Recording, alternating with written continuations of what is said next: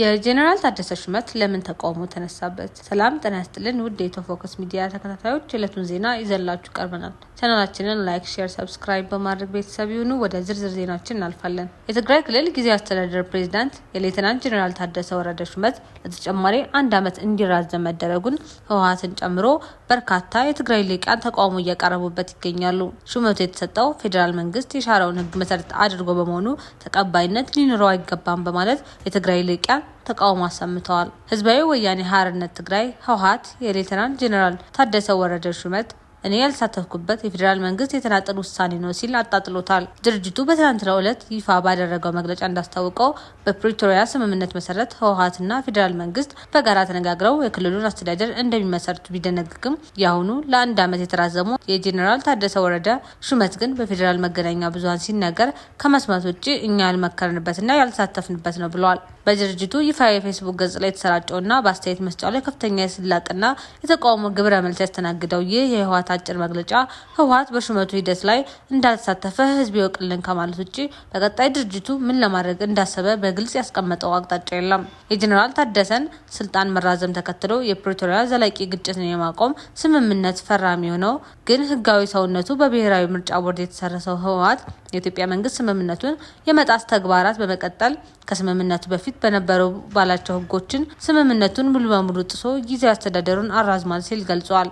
ህወሓት የሁለቱም ፈራሚ አካላት ውይይት ያልተደረገበት ያለው ይህ ውሳኔ ከእውቅና ውጭ የተላለፈና የፌዴራል መንግስት የተናጠል ውሳኔ ስለመሆኑ ባወጣው መግለጫ ጠቅሷል። ቅድሚያ ለሰብአዊ መብቶች በኢትዮጵያ የተባለው ሀገር በቀል የሲቪክ ድርጅት የህዝብ ግንኙነት ኃላፊ አቶ መብርሂ ብርሃነ ከህወሓት መግለጫ ተነስተው ስራው በስምምነቱ መሰረት እየቀጠለ አይደለም የሚል አንድምታ ያለው ተደርጎ ሊወሰድ ይችላል ብለዋል። ጠቅላይ ሚኒስትር አብይ አህመድ የትግራይ ክልል ጊዜያዊ አስተዳደር ፕሬዝዳንት ታደሰ ወረደን የስልጣን ዘመን ያራዘሙት ከፕሪቶሪያ ስምምነት በኋላ በወጣው ህግ መሰረት በመሆኑ ህጋዊነት እንዳለው ጽህፈት ቤታቸው ለቢቢሲ ገለጸ። ህዝባዊ ወያኔ ሓርነት ትግራይ ህወሓት የፌዴራል መንግስትን ውሳኔ ተቃውሞ ባወጣው መግለጫ የሌተናንት ጄኔራል ታደሰ ስልጣን የተራዘመው ከፕሪቶሪያ ስምምነት በፊት በወጡ ህጎች እንደሆነ ጠቅሶ ነበር።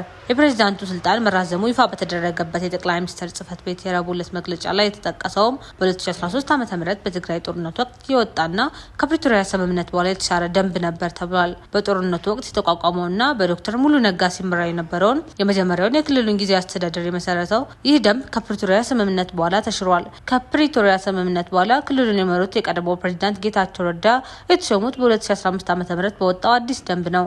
የጠቅላይ ሚኒስትር ጽህፈት ቤት ፕሬስ ሴክሬታሪ ኃላፊ ቢለኔ ስዩም ባለፈው አርብ ሚያዝያ 2 2018 ዓ.ም ለቢቢሲ በጽሁፍ መልእክት በሰጡት ምላሽ በመግለጫው ላይ የተሻረው ደንብ የተጠቀሰው በስህተት እንደሆነ ገልጸዋል።